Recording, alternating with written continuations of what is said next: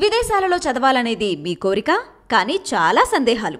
వీటన్నిటికీ full stop పెట్టి మీ dreams fulfil చేసుకోండి. Contact Videsh consults.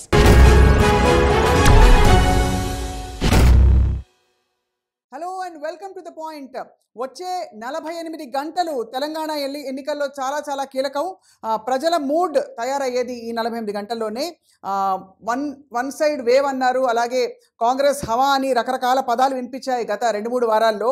రాజకీయ దిగ్గజాలందరూ గ్రౌండ్ లెవెల్లో ప్రచారం చేస్తూ వాళ్ళ పార్టీని గెలిపించాలని చెప్పి ప్రజలకి కొంతమంది సారీ చెప్తున్నారు, కొంతమంది తీవ్రమైన తాయిలాలు ఇస్తూ బహుమతులు ఇస్తామని చెప్పి అలాగే అనేక వరాలు కురిపిస్తూ ముందరకెళ్తున్నారు. అయితే లేటెస్ట్గా వచ్చిన రాజనీతి ఒపీనియన్ పోల్ సర్వే ఏం చెప్తుందంటే బీఆర్ఎస్కి హ్యాట్రిక్ ఖాయం అని చెప్తోంది. అండ్ ఇందులో దాదాపు బీఆర్ఎస్కు 75 స్థానాలు లభిస్తాయని చెప్పి తెలిపింది. 42.43% ఓట్లు పోల్ అవుతాయని చెప్పి వివరించింది రాజనీతి సర్వే. సంపూర్ణ మెజారిటీతో బీఆర్ఎస్ మరోసారి ప్రభుత్వాన్ని ఏర్పాటు చేస్తుందని చెప్పి కూడా వెల్లడించింది. అలాగే కాంగ్రెస్కి 31 స్థానాలు అండ్ 32.62% ఓట్లు పడతాయని చెప్పి రాజనీతి అంచనా వేస్తుంది. దీని ప్రకారం చూస్తే తెలంగాణలో మరోసారి మరి హస్తం పార్టీకి పరాభవం తప్పదా అంటే ఖచ్చితంగా ఉన్న పరిస్థితి నుంచి కొంచెం ఉన్నత పరిస్థితికి వెళ్ళినట్టు కానీ రెండో స్థానంలో చూపిస్తోంది ఈ సర్వే. ఇక బీజేపీ అభ్యర్థులు 5 నుంచి 6 స్థానాల్లో మాత్రమే గెలుపు సాధిస్తారని చెప్పి ఈ ఒపీనియన్ పోల్ చెప్తోంది. మరి ఏం జరుగుతోంది గ్రౌండ్ లెవెల్లో? ఆఖరి నిమిషంలో మూడ్ మారుతోందా అలాగే కొనసాగుతుందా? ఇదే అంశంపై టు ద పాయింట్ మనతో పాటు ఇద్దరు ప్రముఖులు అండ్ కీలకమైన విశ్లేషకులు ప్రస్తుతం ఐ డ్రీమ్ స్టూడియోస్లో ఉన్నారు.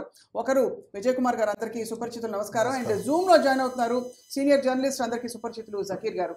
So first of all Zakir గారు, మీతో మొదలు పెడతానండి.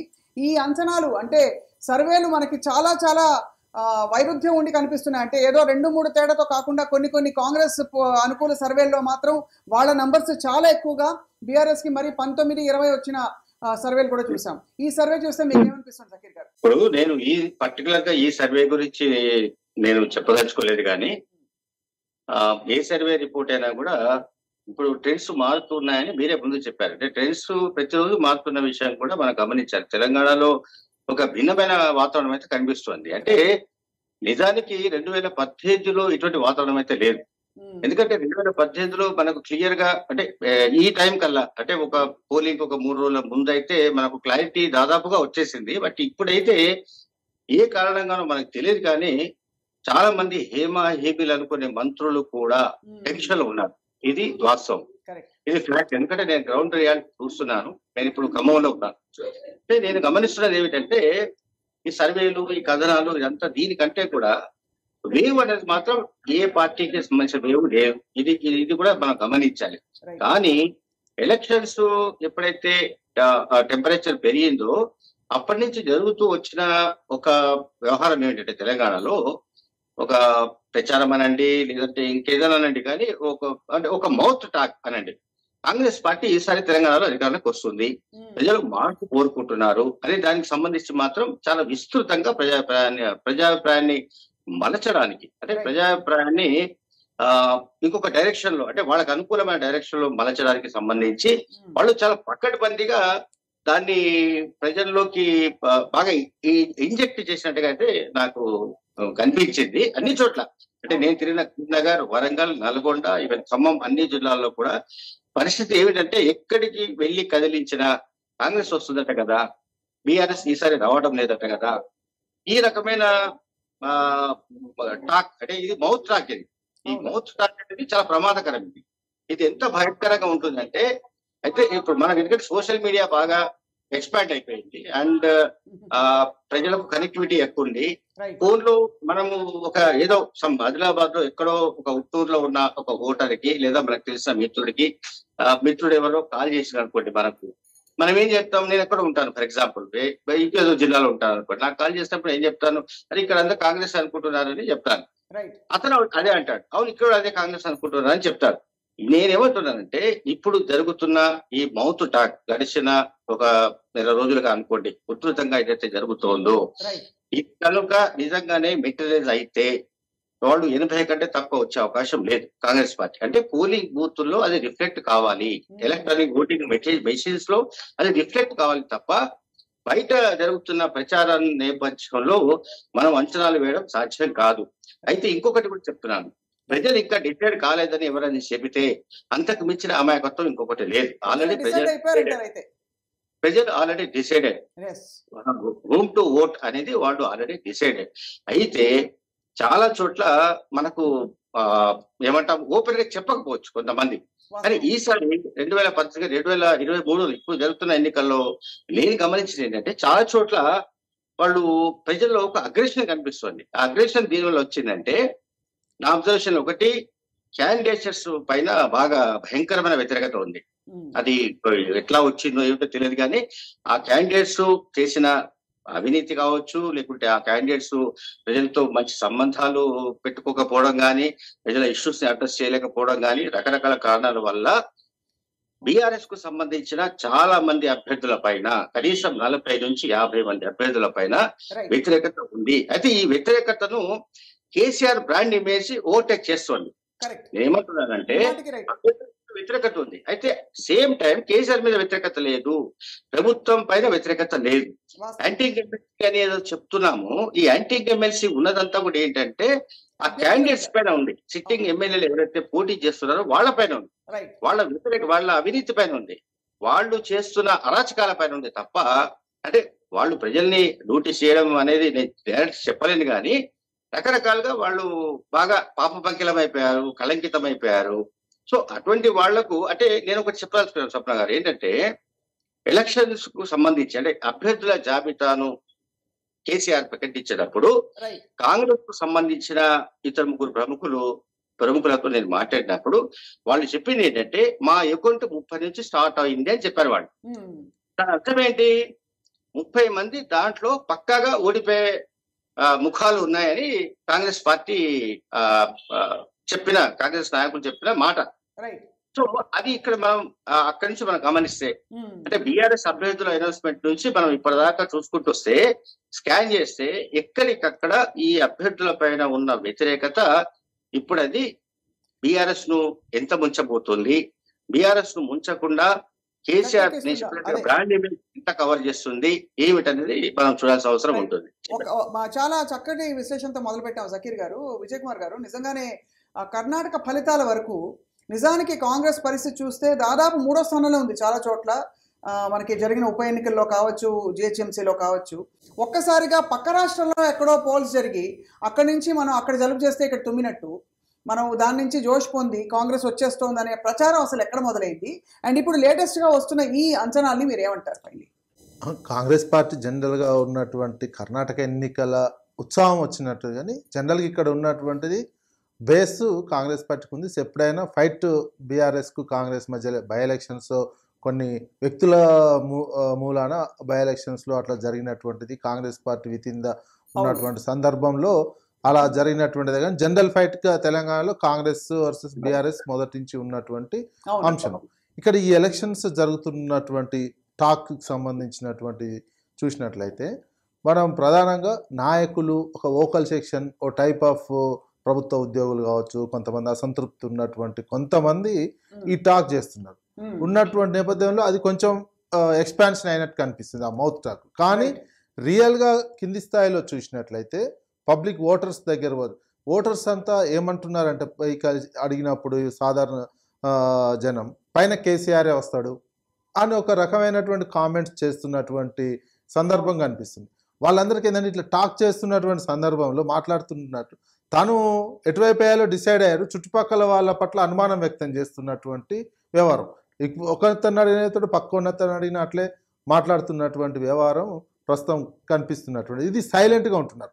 ఓపెన్ అయినటువంటి వాళ్ళు, ప్రభుత్వం మీద విమర్శ చేయాలనుకుంటున్నటువంటి వాళ్ళు, ఏదైనా అసంతృప్తి ఉన్నటువంటి వాళ్ళు ఓపెన్ అయినారు. ఓపెన్ అయి విమర్శలు చేస్తున్నారు. కొన్ని ఎక్కువగా ఘాటైన పదజాలంతో మాట్లాడడం జరుగుతున్నది. కానీ సైలెంట్గా ఉన్నటువంటి వాళ్ళ పర్సెంటేజ్ ఎక్కువగా ఉంది. ఓపెన్గా మాట్లాడుతున్నటువంటి వాళ్ళే పర్సెంటేజ్ తక్కువగా ఉన్నది. అది ఆ రకమైనటువంటి రిఫ్లెక్ట్ అవుతుంది కనిపిస్తుంది తప్ప ఓవరాల్గా చూస్తే. నెక్స్ట్ ఇంకొకటి ఏంది, ఈ రాష్ట్రం నెక్స్ట్ 5 years ఎవరు పరిపాలించాలి అనేది ఒక కీలకమైనటువంటి అంశం. మనం ఎవరి చేతిలో తెలంగాణ పెట్టాలి అనేది అక్కడ పబ్లిక్ కనిపిస్తున్నటువంటిది. ఒకవైపు కేసీఆర్ కనిపిస్తున్నాడు, ఓవైపు కాంగ్రెస్లో ఒకరు లేరు, 4-5 కనిపిస్తున్నారు అక్కడ. బీజేపీ బీసీ సీఎం అనే విషయం కనిపిస్తుంది. ఈ మూడు కూడా చాలా కీ రోల్ పోషిస్తాయి. ఓటర్ పోలింగ్ బూత్ వరకు పోయేసరికి ఈ 9.5 సంవత్సరాలు మనల్ని ఎవరు పెంచారు, నెక్స్ట్ 5 years మనల్ని పెంచడానికి ఎవరిని ఎన్నుకోవాలి, ఎవరి చేతులు అయితే మనం బాగా పెరుగుతాం అనే ఆలోచన ఓటర్ అక్కడికి పోయిన తర్వాత ఎక్కువగా ఆలోచించే అవకాశం కనిపిస్తుంది. ప్లస్ ఇక్కడ కాంగ్రెస్ కానీ అదేవిధంగా బీజేపీ కానీ స్థానిక నాయకత్వం పట్ల ఒక గట్టి నమ్మకం, విశ్వాసం కలిగించే అటువంటి వారు లేరు ఇక్కడ. వాళ్ళు ఎంతసేపు ఢిల్లీ, అదేవిధంగా కర్ణాటక, గుజరాత్ నాయకత్వం మీద బాగా డిపెండ్ అయి ఉన్నారు. ఆ డిపెండెన్సీ ప్రజలకు ఎలక్షన్ వరకు ప్రభావం చూపిస్తుంది. ఒకలాంటి స్వయం ప్రతిపత్తి, ఒకలాంటి ఇండిపెండెన్స్ గత 10 సంవత్సరాలు చూసిన మాట వాస్తవం.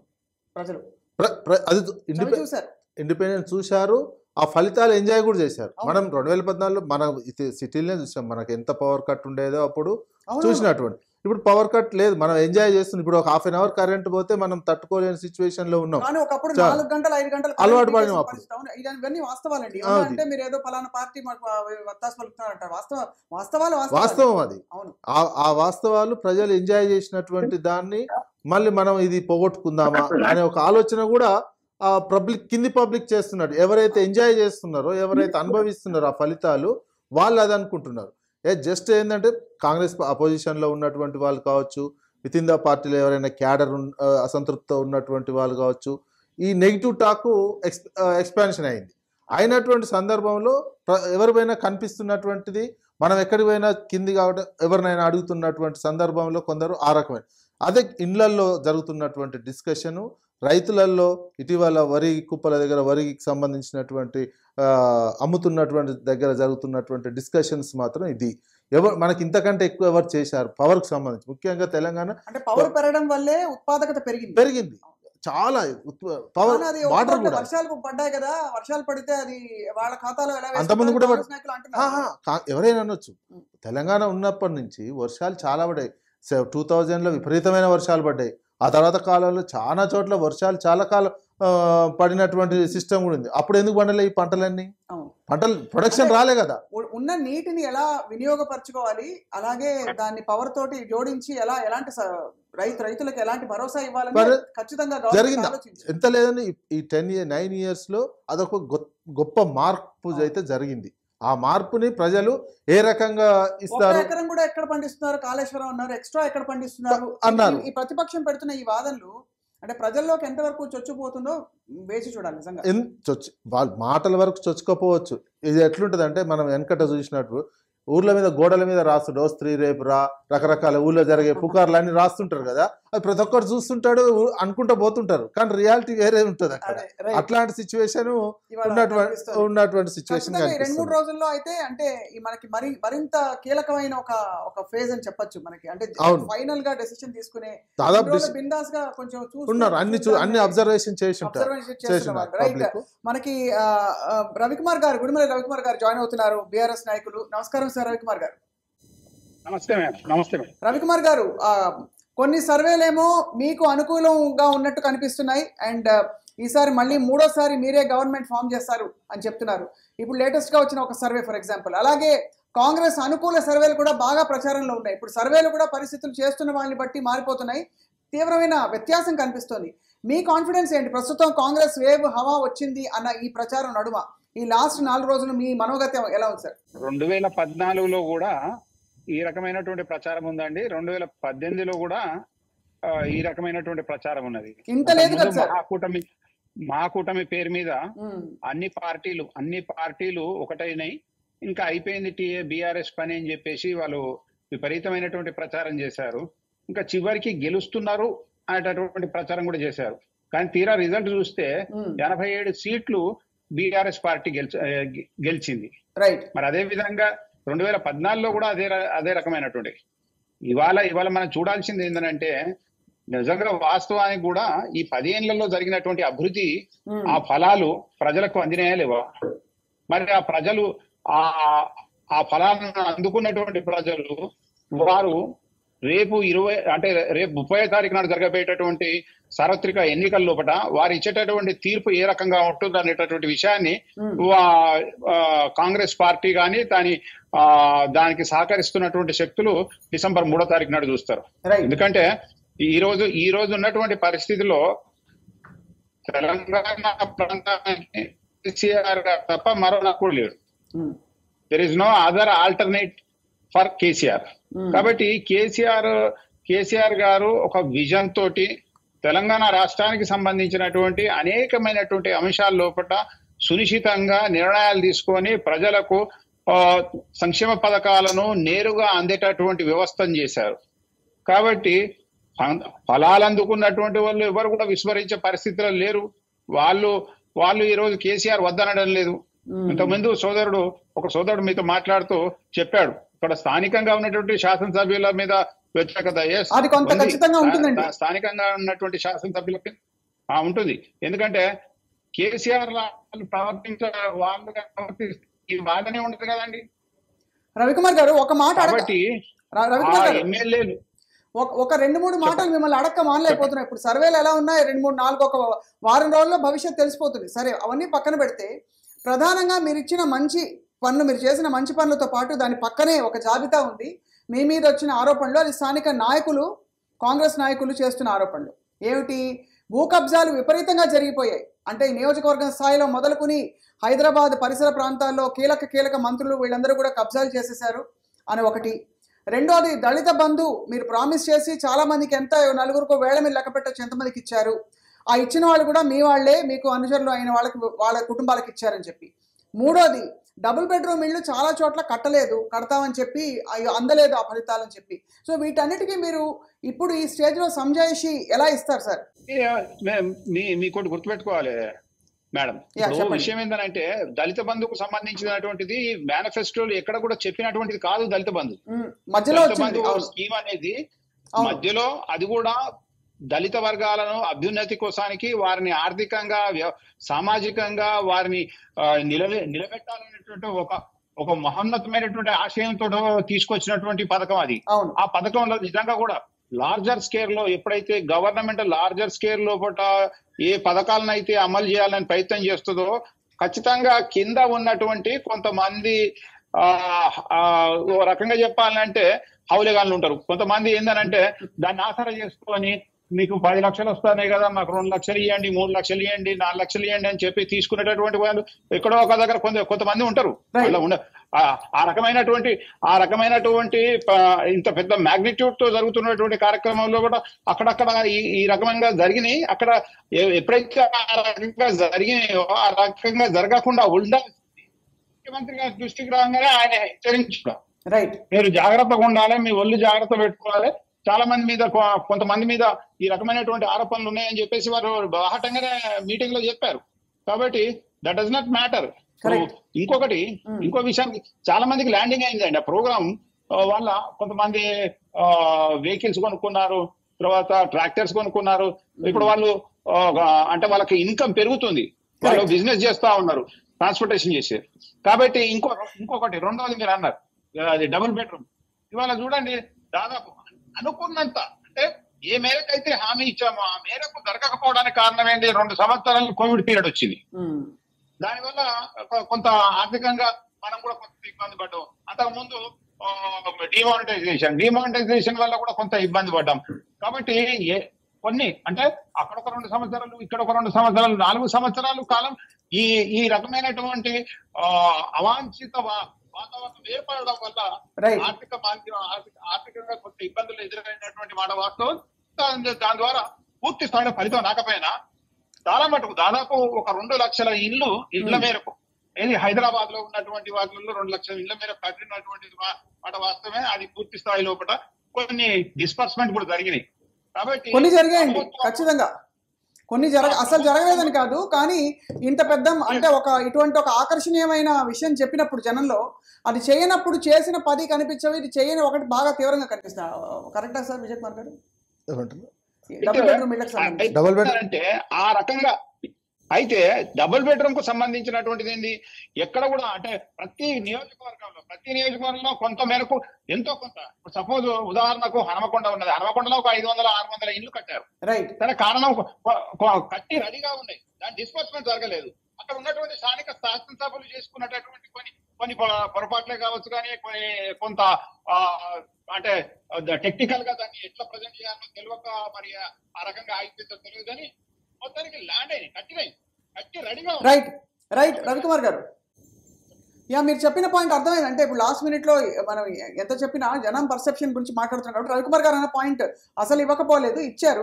కానీ డబుల్ బెడ్రూమ్ ఇళ్ళు ల్యాండ్ కబ్జాలు చేశారని చెప్పి ఒక ఆరోపణ. అంటే స్థానిక నాయకులు కొన్ని చోట్ల ముఖ్యంగా అంటే కాంగ్రెస్ జనంలోకి తీసుకెళ్తున్న కాంగ్రెస్ నాయకులు ఇలాంటి విషయాలు అట్లాంటిది ఏంటంటే యాక్చువల్గా డబుల్ బెడ్రూమ్ ఇళ్ళు కడతాను 2 లక్షలు మాత్రమే కట్టి ఇస్తాను. మొత్తం పబ్లిక్ అందరికి ఒకేసారి ఇస్తాను ప్రభుత్వం కూడా ఎప్పుడు ఎక్కడేం చెప్పలేదు. వాళ్ళు చెప్పిందే టార్గెట్ 2 లక్షల ఇండ్లు పెట్టుకోవడం జరిగింది. ఇందులో ఏంటంటే కేంద్ర ప్రభుత్వం మిగతా ఇచ్చేటువంటిది ఏంటంటే సిటీస్లో 1,00,000 రూపాయలు ఇస్తుంటుంది, గ్రామీణ ప్రాంతాలకు 70,000 రూపాయలు ఇస్తుంది సెంట్రల్ గవర్నమెంట్. ఇటువంటి ఇండ్లకు సంబంధించి 70,000 రూపాయలకు ఏళ్ళు కడుతుంది. ఇప్పుడు అవుతున్న ఈ డబుల్ బెడ్రూమ్ ఇండ్ల కాస్ట్ ఏంటంటే సిటీలో 8 lakhs, మన దానికి సంబంధించి గ్రామీణ ప్రాంతాల్లో అయితే 5 lakhs అవుతున్నట్లు. గృహలక్ష్మి స్థలం, గృహలక్ష్మి కింద ఏంటంటే ఇప్పుడు ఆల్రెడీ ఏంది ఉన్న ఎవరైనా ఓన్ స్థలం ఉంటే కట్టుకోవడానికి 3 lakhs ఇస్తున్నారు, దాన్ని 5 lakhs పెంచినటువంటి విషయం కనిపిస్తుంది. అంటే ఇండ్ల ప్రక్రియ కూడా గతంలో కూడా ఏంటంటే ఇందిరాగాంధీ కాంగ్రెస్ ప్రభుత్వం ఉన్నప్పటి నుంచి కూడా ఒకేసారి పబ్లిక్ అందరూ ఇండ్లు ఇవ్వలే. ఒక ఊరికి 10 వచ్చినాయి అనుకోండి, గతంలో ఏంటంటే ఒక ఊరికి 5, 10 ఇట్లు వస్తుండేది. అప్పుడు కూడా పంచాయతీలు ఉండేది, ఒక 5 ఇంతమంది ఊర్లో 5గురికి ఇస్తే మిగతా వాళ్ళందరూ ఈర్ష్యతో ఉంటారు, లేదా వేరే ఇంకొకరు ఆశతో ఉంటారు. అలానే జరిగింది ఇన్ని సంవత్సరాలు ఇండ్ల ప్రోగ్రాము. మామూలు గతంలో ఇచ్చినటువంటి ఇండ్లు కానీ ఇండ్లు ఇది ప్రభుత్వ కార్యక్రమాలు ఒక ఊర్లో 10 వచ్చినాయంటే 10 మందికే ఇచ్చేవాళ్ళు కదా. ఇక సెలెక్ట్ చేసి ఎవరెవరు ఉన్నారు చూసి ఇచ్చేవాళ్ళు, మిగతా వాళ్ళు కుళ్ళుకునే వాళ్ళు, నాకు ఇల్లు లాదే అని అలిగినటువంటి వాళ్ళు ఉన్నారు. అప్పుడు కూడా ఊర్లలో గ్రామ పంచాయతీ ఎలక్షన్లో ప్రభావం చూపించినటువంటి అంశం ఉంది. ఇటువంటివి కూడా కొందరు తగాదాలైన పార్టీల పరంగా ఇట్లాంటివి జరిగినాయి. అంటే పరిణామక్రమంలో ఇట్లా వస్తుంది. ఇప్పుడు కూడా అంతే, డబుల్ బెడ్రూమ్ 2 లక్షలు కడతామన్నారు, కట్టినటువంటి దాంట్లో కట్టారు, ఇస్తున్నటువంటి దాంట్లో ఇక ఈ సమస్యలన్నీ ఉంటాయి. ఒకరికి లాటరీలు, ఇప్పుడు లాటరీ కొందరికి ఇంకా ఆక్యుపై చేసుకోలే, కొందరు ఏంటంటే ఇంక ఇవ్వనటువంటి సిచ్యువేషన్, కట్టినా కూడా వివిధ టెక్నికల్ రీజన్స్ తోటి ఇవ్వనటువంటి దగ్గర కొన్ని సమస్యలు వచ్చినటువంటి. ఇక్కడ మన దగ్గర ఒకే దగ్గర 15,000 ఇళ్ళు కట్టారు కొల్లూరులో సుమిరన్. అంటే ఇప్పుడు అంటే ఈ ఆఖరి నిమిషంలో ఈ ప్రచారంలో ప్రభావితం చేసే అంశాలు ఏమిటనుకుంటారు వీటిలో? ఈ ఆఖరి నిమిషంలో అలాగే మరో పక్క చేసిన అభివృద్ధి, ఇచ్చిన సంక్షేమ ఫలాలు ఏ మేరకు ఇచ్చారో, ఇది ఒక స్థిరమైన పాలన ఇచ్చారా లేదా, ఈ అంశాలే కదా ప్రజలు ఈ అయిపోయింది. ఈ 2 రోజులు డిసైడ్ చేసుకునే అంశాలు మనం ఎవరి చేతిలో పెట్టాలి. తెలంగాణ మనం నెక్స్ట్ 5 ఏళ్ళు ఎవరి చేతిలో పెడితే మనది ఉన్నట్టు వస్తుంది, లేదా మనం మరింత కొంచెం ముందుకు వెళ్తాము అనేది క్రైటీరియా జరుగుతుంది. రైట్. ఇక్కడ రవికుమార్ గారు, కేటీఆర్ గారు చాలా మందితో ఇంటరాక్ట్ అవుతూ మా వల్ల తప్పులు జరిగి ఉంటే మేము సరిదిద్దుకుంటామని పదే చెప్తున్నారు రవికుమార్ గారు. అవునండి. ఇప్పుడు జనరల్ గా ఏంటంటే లీడర్ అనేవాడు ఏముండాలి అంటే ప్రజలకు సంబంధించినటువంటి అంశాల పట్ల కొంత క్లారిటీ ఉండాలి. వాస్తవంగా 9.5 సంవత్సరాల పరిపాలన లోపల అనేకమైనటువంటి అంశాల ద్వారా ప్రజల మన్ననలు పొందినటువంటి ధర్మల కొంత కొన్ని చోట్ల కొన్ని కార్యక్రమాలు కొంత నిరాశను కూడా కల్పించినాయి. అందులో ముఖ్యంగా టిఎస్పిఎస్సికి సంబంధించినటువంటి అంశం కూడా కొంత అనుకోకుండా జరిగినటువంటి సందర్భం అయినప్పటికీ దాని మీద ప్రభుత్వ పక్షాన్ని రియలైజ్ అయింది, అరే ఇది జరగాల్సి ఉండేది కాదు అని చెప్పేసి. ఎందుకంటే లీకేజ్ కు సంబంధించినటువంటి దాంట్లో యువకులు చాలా మంది ఇబ్బందులు పడ్డారు, వాళ్ళు బాధలలో ఉన్నారు. ఎందుకో బాగా కష్టపడి ఒక జాబ్ వస్తుంది అన్నటువంటి ఒక ఆశయంతో వాళ్ళు రాయడం జరిగింది. కాబట్టి 2 సార్లు అది జరగడం వల్ల కొంత నిరాశకు లోనైనటువంటి మాట వాస్తవమే. కాబట్టి వాళ్ళు అడ్రస్ చేసేటప్పుడు చిత్తశుద్ధి ఉండాలి కదండి. కేటీఆర్ గారికి అదే చిత్తశుద్ధితో కేటీఆర్ గారు అవును మేము ప్రక్షాళన చేయడానికి కూడా సిద్ధంగా ఉంది, కొన్ని పొరపాటు జరిగినటువంటి మాట వాస్తవమే. కానీ 99% మంచి జరిగిన కాడ 1% మంచి జరగని కాడ కూడా అంగీకరిస్తాం. ఎప్పుడైతే అంగీకరిస్తా ఉన్నామో ఆ అంగీకరించేటటువంటి అంశం కావాలి కదండి. రవికుమార్ గారు, ఫైనల్లీ ఒక మాట అడుగుతాను సార్, మిమ్మల్ని మేము రిలీవ్ చేసేలోపు. రేవంత్ రెడ్డి గారు డిసెంబర్ 9న ప్రమాణ స్వీకారం చేస్తానంటున్నారు, ఏమంటారు మీరు? సరే, డిసెంబర్ 9వ తారీఖు నాడు ఆయన పదవి పోతున్నాడు అంతే అంటారు.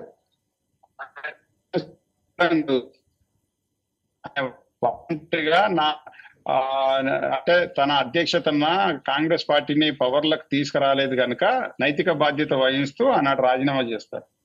రైట్ రవికుమార్ గారు, కాబట్టి ఎక్కడ ఇంకో 2-3 రోజుల్లో చెప్పండి, మీరు ఏదో చెప్తున్నారు సార్. ఇప్పుడు నేను అనేది ఏంటంటే అండి, సరే ఇప్పుడు పాలేదు వాళ్ళని పేరు సోమలింగం అన్నాడు ఎవడు వెనకటికి. ఇప్పుడు ఎన్నిక అంటే ఓట్లు పడలేదు, తర్వాత రిజల్ట్ రాలేదు, 9వ తారీఖు నాడు వీళ్ళు డైరెక్ట్ గా ప్రమాణ స్వీకారానికి రండి అని ముహూర్తం కొడతా ఉన్నారంటే ఇదంతా నమ్మే విషయం అనండి. మీకున్నటువంటిది పోయినసారి మీకు 27% ఓట్ షేర్ వచ్చింది మొత్తం ఎంటైర్ తెలంగాణ. ఈసారి ఒకవేళ పెరిగితే ఒక 3% 4% పెరుగుతుంది. అంత మాత్రమే మీకు సీట్లు 70 వస్తాయి 80 వస్తాయి అని చెప్పేసి కలలు కనడం ఏ మేరకు ఎక్కడ కూడా ఆ రకమైనటువంటి అభిప్రాయం లేదు. కాబట్టి రేవంత్ రెడ్డి గారు తనను తాను ఎస్టాబ్లిష్ చేసుకోవడానికి కోసానికి నానా తంటాలు పడతా ఉన్నాడు. ఆ క్రమంలో 9వ తారీఖు నాడని ప్రకటన చేయడం ద్వారా ఏదో సెన్సేషనల్ పొందాలన్నటువంటి ఆలోచన, అది సెన్సేషనల్ చేయాలనేటువంటి ఆలోచన, అంతే తప్ప దానికి ఎక్కడ కూడా ఒక సైంటిఫిక్ కొలమానం లేదు కదండి. ఆయన 9వ తారీఖు నాడు నిజమే అవుతాడు అని చెప్పడానికి కోసానికి ఏ రకమైనటువంటి యాంగిల్ మనం తీసుకోవాల్సినటువంటి అవసరం ఉంటది. కాబట్టి తెలంగాణ ప్రాంతంలో ఉన్నటువంటి 119 నియోజకవర్గాల లోపల వాళ్ళకున్నటువంటి బ్యాక్ డ్రాప్స్ విపరీతమైనటువంటి బ్యాక్ డ్రాప్స్ ఉన్నాయి. కాబట్టి అన్డౌటెడ్లీ 2018 2023లో జరుగుతున్నటువంటి ఎలక్షన్లకు చాలా వ్యత్యాసం ఉన్నది. ఆనాడు వన్ సైడెడ్ జరిగినటువంటి ఎలక్షన్, ఈసారి పోటీ అయితే ఉందని ఒప్పుకుంటున్నారు. నర్సయ్య గౌడ్ గారు, మిట్టా నర్సయ్య గౌడ్ గారు మొన్ననే కాంగ్రెస్ లో అడుగు పెట్టారు, వారు కూడా జాయిన్ కాబోతున్నారు. సార్ ఉన్నారా లైన్ లో? సార్ మీరు కనబడట్లేదు, మీరు రాలేదేమో అనుకున్నాం. నమస్కారం సార్, బాగున్నారా? నమస్తే మేడం. ఎలా ఉంది సార్ లాస్ట్ వీక్ ఆఫ్ ప్రచారం and last week before the polling day, మీకు ఎలా అనిపిస్తుంది వాతావరణం? చాలా బాగుంది మేడం. మంచి సర్వే కూడా నా చేతిలో ఉంది. నా టర్మ్ వచ్చినప్పుడు ఖచ్చితంగా చెప్తా వివరాలని. మీ టర్నే సార్, ఇప్పుడు చెప్పండి. మీ అంటే సర్వేలు ఇప్పుడు ఏమైందంటే సర్వే జన సుఖినో భవంతు అన్నట్టు సర్వేలు చేసే వాళ్ళు బాగానే ఉంటున్నారు, కానీ అంటే చుట్టూ వాటి ఏది నమ్మాలో అర్థం కాక మేము మీడియా వాళ్ళం తలలు పట్టుకుంటున్నాం. చెప్పండి సార్, మీ దగ్గర ఉన్న సర్వే చెప్పండి. ఓకే, ముందుగా మీకు ప్యానెల్లో ఉన్న పెద్దలకు వివరిస్తూ నమస్కారం. అయితే నా దగ్గర ఉన్నటువంటి లేటెస్ట్ సర్వే ఏంటంటే కాంగ్రెస్ పార్టీకి ఎక్కువలో ఎక్కువ 78 నుంచి 80 స్థానాలు వస్తాయి అనేది, బీఆర్ఎస్ పార్టీకి 28 నుంచి 30 స్థానాలు ఎక్కువలో ఎక్కువ వస్తాయి అనేది, తర్వాత సిద్పూర్ కాగజ్ నగర్ లో బిఎస్పీ అధినేత ఆర్ఎస్ ప్రవీణ్ కుమార్ గెలుస్తాడు అనేది, బీజేపీకి 3 నుంచి 5 లోపల వస్తాయి అనేది, 6 నుంచి 7 లోపల మన ఎంఐఎం 7 అట్మోస్ట్ 7 వస్తాయి అనేది ఇప్పుడు ఉన్నటువంటి సర్వే. బహుశా 5% అటు ఇటు రిజల్ట్ కావచ్చు. అయితే దీన్ని చూస్తే మనకి ఏమనిపిస్తుందంటే ప్రభుత్వ వ్యతిరేకత అనేది స్పష్టంగా కనిపిస్తా ఉంది. ఎంతగానం కనిపిస్తుందంటే లాస్ట్ కు సిరిసిల్లలో రాకుమారుడికి కూడా టఫ్ ఫైట్ ఉన్నాయి అక్కడ. లాస్ట్ ఇందులో 2 దిక్కుల పోటీ చేస్తున్నటువంటి కేసీఆర్ కు కూడా అంత ఈజీగా ఏమీ లేదు. కాబట్టి ఈ ప్రభుత్వ వ్యతిరేకత అనేది చాలా స్పష్టంగా కనిపిస్తా ఉంది. కేసీఆర్ మోసాలను సరి అయిన విధానంలో అర్థం చేసుకున్నటువంటి ప్రజలకు ధన్యవాదాలు చెప్పాలి. అంతేకాకుండా రీసెంట్ మోసం కూడా ఒకటి మీ దృష్టికి తేవాలి. ఈసీకి ఒక విన్నపం పెట్టిండు కేసీఆర్ గారు, అయ్యా మేము రైతులకు బంధు వేస్తాము, మమ్మల్ని అలోచన చేయండి అని పెట్టిండు. మంచిదే, తప్పేం లేదు. అయితే నేను అడిగేది ఏంటంటే 70 లక్షల మంది రైతులకు రైతు బంధు విషయంలో నువ్వు అప్లికేషన్ పెట్టినప్పుడు మరి దళిత బంధుకి ఎందుకు పెట్టలే, బీసీ బంధుకి ఎందుకు పెట్టలేదు, లేదు అంటే నిరుద్యోగ భృతి ఇస్తానని ఎందుకు పెట్టలేదు అంటే ఇది పార్షాలిటీ, కేవలం రాజకీయ గిమ్మిక్, ఎన్నికల గిమ్మిక్ అనేది స్పష్టంగా అర్థమవుతుంది కదా. బీసీలు ఏం చేసిర్రు, ఏం తప్పు చేసిరని నువ్వు ఎందుకు పెట్టలేదు? రెండో విషయం ఏంటంటే ఇదే రైతు బంధు 2022 ఫిబ్రవరిలో టైం అండి, అది పంట పెట్టుబడి సాయం. ఇప్పుడు దున్నుతున్నారు అన్నా, నేను చెప్తా పంట పెట్టుబడి సాయం, నేనేమంటున్నా పంట పెట్టుబడి సాయం ఇయ్యొద్దని మేము అంటలేము. ఈ టైం కాలం టైమింగ్ ఇది, వరి కోతలు అయిపోయినాయి, ఇప్పుడు మళ్ళీ దున్నుతున్నారు, నాట్లు నారు పోసుకుంటున్నారు.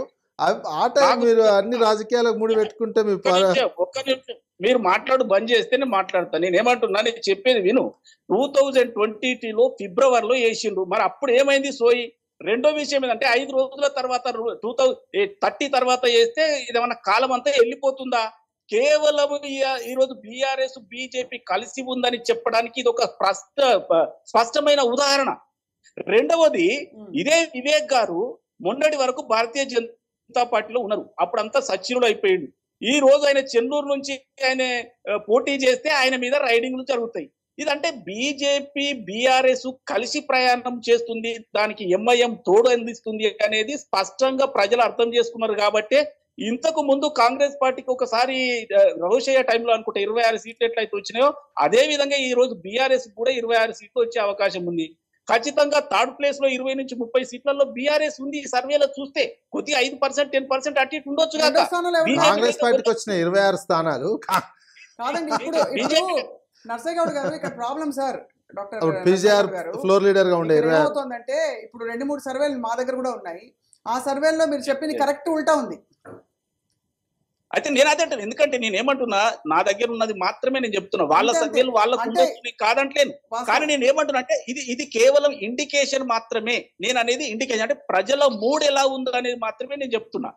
ప్రజల మూడ్ ఎలా ఉందంటే ఖచ్చితంగా కేసీఆర్ కు ఈసారి ఓటు హక్కుతోటి బుద్ధి చెప్పాలని ప్రజలు నిర్ణయించుకున్నట్టుగా కనిపిస్తా ఉంది. నేను పాలకుర్తికి కూడా పోయి అక్కడ యశస్వి రెడ్డిని కూడా కలిసిన. అక్కడ కూడా పరిస్థితి ఏంటంటే మంత్రి గారు ఓడిపోతా ఉన్నారు. సూర్యాపేటలో మంత్రి గారు ఓడిపోతా ఉన్నారు. దాదాపుగా 17 మంత్రులలో 2/3 వంతు మంత్రులు ఓడిపోతా ఉన్నారు. ఈ లెక్కన చూస్తే ప్రభుత్వ వ్యతిరేకత ఖచ్చితంగా స్పష్టంగా కనిపిస్తా ఉంది. కాంగ్రెస్ కు అడ్వాంటేజ్ వచ్చినట్టుగా కనిపిస్తా ఉంది. అదే విధంగా త్రిముఖ పోటీ అని చాలా మంది అనుకుంటా ఉన్నారు, కానీ ఓ 20 సీట్లలో త్రిముఖ పోటీ ఉంటే నేను కూడా ఒప్పుకుంటా, కానీ మొత్తం త్రిముఖ పోటీ లేదంటారు. రైట్ అర్థమైంది నర్సయ్య గౌడ్ గారు. సార్ నర్సయ్య గౌడ్ గారు అర్థమైంది సార్. ఒక్క నిమిషం రవికుమార్ గారు, మీరు ఏమైనా సమాధానం చెప్తారా సార్ దానికి? మనం ముగించే లోపు, ఎందుకంటే ఎవరి కాన్ఫిడెన్స్ వాళ్ళది, మనం క్లుప్తంగా సార్ కన్క్లూడ్ చేద్దాం. రవికుమార్ గారు. నర్సయ్య గౌడ్ గారు వారు డిసెంబర్ 3వ తారీఖు వరకు ఆ సర్వేని దగ్గర పెట్టుకోమని చెప్పండి. ఎందుకంటే వారు ఏ సర్వే ఏ సంస్థ సర్వే చేసింది, దాని క్రెడిబిలిటీ ఏంటి, లోగడ వాళ్ళు ఇచ్చినటువంటి ఫలితం ఏంటి అనే విషయాలు వారు ఏం చెప్పలేదు. ఒక సర్వే అని చెప్పేసి వారి నోటి ద్వారా వారి సర్వే చెప్పినట్టున్నది. కానీ వాస్తవానికి దానికి భిన్నంగా ఈ బీఆర్ఎస్ పార్టీకే 80 సీట్లకు పైగా వచ్చేటటువంటి సర్వేలు మాకున్నాయి. కాబట్టి ప్రజలు టిఆర్ఎస్ పార్టీ తోటి ఉన్నారు. ప్రజలు ఈ రోజు సంక్షేమాన్ని వాళ్ళు అనుభవిస్తా ఉన్నారు. కాబట్టి డెఫినెట్ గా వాళ్ళు కేసీఆర్ ను విడిచిపెట్టేటటువంటి పరిస్థితి లేదు. మరోసారి సారు కేసీఆర్ అని చెప్పేటటువంటి ఒక విధానంతో వారు విశ్వాసాన్ని వ్యక్తం చేస్తా ఉన్నారు. కాబట్టి గ్రాస్ రూట్ లో ఉన్నటువంటి పోలరైజేషన్ డిఫరెంట్ గా ఉన్నది. బయట వాదనకు సంబంధించినటువంటి దాంట్లో కొంత కాంగ్రెస్ పార్టీ సక్సీడ్ అయినా దాని ఇంపాక్ట్ ఓటర్ మీద లేదనేటువంటి విషయాన్ని తెలియజేస్తూ, డెఫినెట్లీ వారు ఏ సంతోషంలోనైతే ఉన్నారో పాపం వాళ్ళ సంతోషం అంతా కూడా డిసెంబర్ 3 వారికి అనేటువంటి విషయాన్ని సందర్భంగా తెలియజేస్తాం. చూద్దాం సార్ రవికుమార్ గారు. అలాగే నర్సయ్య గౌడ్ గారు, మీ పాయింట్ కూడా నోటెడ్ సార్. మీరు చాలా కాన్ఫిడెంట్ గా ఉన్నారు బరిలో. ఇప్పుడు మీకు చాలా హవా ఉంది, అదే ఆ హవా ఓట్లుగా ట్రాన్స్లేట్ అవుతాయి అని చెప్పి మీరు అనుకుంటున్నారు sir. We wish everybody all the best. ప్రజలకి మంచి చేసే ప్రభుత్వాలు రావాలని కోరుకుంటున్నాం. ధన్యవాదాలు sir. And finally Vijay Kumar garu, మీరు ఎలా కన్క్లూడ్ చేస్తారు ఈ ఎన్నికల్ని? మీరు నిజంగానే మీరు అన్న కొన్ని వాస్తవాలు, సైలెన్స్ ఉంది, ఒక నిశ్శబ్దం అయితే కనిపిస్తుంది. డిసైడ్ అయ్యారు కానీ బయట పెట్టట్లేదు. 3వ తారీఖు కానీ మనకు తెలియదు. 30వ తారీఖు తర్వాత కొంచెం మనకు అంచనా రావచ్చు based on the polling percentage. ఈసారి మరే విషయాలు ఈ పోలింగ్ విషయం అదే ప్రధానంగా ఎవరు మనల్ని పరిపాలించాలనేది ఒకటి డిసైడ్ చేసుకుంటారు. దాని మీదనే ప్రధానంగా ఆలోచన చేస్తారు. ఇంకొకటి, ఈ గత 4 సంవత్సరాలు జరిగిన వివిధ రకాల బై ఎలక్షన్స్, ఎలక్షన్లో కానీ ఓట్ బ్యాంక్ కొన్ని ఓడిపోవచ్చు, కొన్ని గెలవడం జరిగినటువంటి నేపథ్యంలో అధికార పార్టీ ఓట్ బ్యాంక్ స్థిరంగా ఉంది. బై ఎలక్షన్స్లో కానీ ఎక్కడ జరిగినటువంటి ఎలక్షన్లో ఓటు శాతము అది మెయింటైన్ చేసుకుంటూ 1-2% తేడానే ఉంది తప్ప మ్యాక్సిమం అదే లెవెల్ మెయింటైన్ చేస్తున్నటువంటి పరిస్థితి కనిపించింది సేమ్ అన్నట్టు. ఇప్పుడు జరిగినటువంటి దాంట్లో మనకు ఇండియా టీం ఫైనల్ జరిగినటువంటి మ్యాచ్లో అంతా ఇండియానే గెలుస్తుందని ఒక ఆశాభావంతో మొత్తం మోడీ గారు కూడా అక్కడ వచ్చి కూర్చొని చూసినటువంటి విధంగా ఒక కనిపించింది. మన అంతా ఒక ఎందుకు 9-9 గెలిచినటువంటి సిచ్యువేషను, ఎటువంటి మూడు అందరం ఒక ఆ రకమైనటువంటి మూడులో. కానీ ఆస్ట్రేలియా స్థిరంగా కామ్గా ఆడి విన్ అయిపోయినటువంటి సిచ్యువేషన్ ఉంది. అట్లాంటి సిచ్యువేషనే ఇప్పుడు ఉన్నటువంటి గ్రౌండ్లో అది కనిపిస్తున్నటువంటి వాతావరణం అట్లా ఉందని నేను అనుకుంటున్నాను. మీరు రైట్ సార్. వేచి చూద్దాం విజయ్ కుమార్ గారు. మరొక వారం రోజులే మనకి, అంటే ఈ సస్పెన్స్కి తెర పడుతుంది, ఖచ్చితంగా తెలిసిపోతుంది ఏం జరుగుతుందని చెప్పి. ఏదేమైనా ఈ పార్టీలు మారుడు అంటే ఏమంటాం మనం, ఇక్కడ బాధ పెట్టేస్తే అక్కడికి వెళ్ళిపోవడం, అక్కడ బాధ పెడితే ఇంకో చోటుకి వెళ్ళిపోవడం, ఈ ట్రెండ్ విపరీతంగా వచ్చేసి కండువాలు అడగాల్సి వస్తుంది మీరు ఏ పార్టీ అని. కొంతమంది ఇప్పుడు మనం రెండో శ్రేణి మూడో శ్రేణి నాయకుల్లో అయితే గుర్తుపట్టడం కష్టం అయిపోయింది. ఈ రోజు ఇటు ఇంకా కింది స్థాయిలో కొన్ని నియోజకవర్గాల్లో వీళ్ళు ఇంత పెట్టుకొని తెల్లారే మళ్ళీ వాళ్ళు ఇంత పెట్టి తీసుకోవడం, ఇవన్నీ చాలా. కానీ ఇది ప్రజాస్వామ్యాన్ని ప్రజలే మార్చుకోవాల్సినటువంటి ప్రజలే. ప్రభావం ఉంటుందంటారా సార్ ఈసారి? డబ్బు ప్రవాహం ఉంటది, ప్రభావం ఉండకపోవచ్చు. అంతే అంటారు. డబ్బు ప్రవాహం ఉంటది. మంచి మాట అన్నారు, గొప్ప మాటతో కన్క్లూడ్ చేస్తాం విజయ్ కుమార్ గారు. ధన్యవాదాలు. జకీర్ గారికి ధన్యవాదాలు, డాక్టర్ మిట్టా నర్సయ్య గౌడ్ గారికి ధన్యవాదాలు, అండ్ రవికుమార్ గారికి కూడా ధన్యవాదాలు చెప్తూ that is to the point today. మళ్ళీ రేపు కలుద్దాం, మరొక అంశంపై మాట్లాడదాం.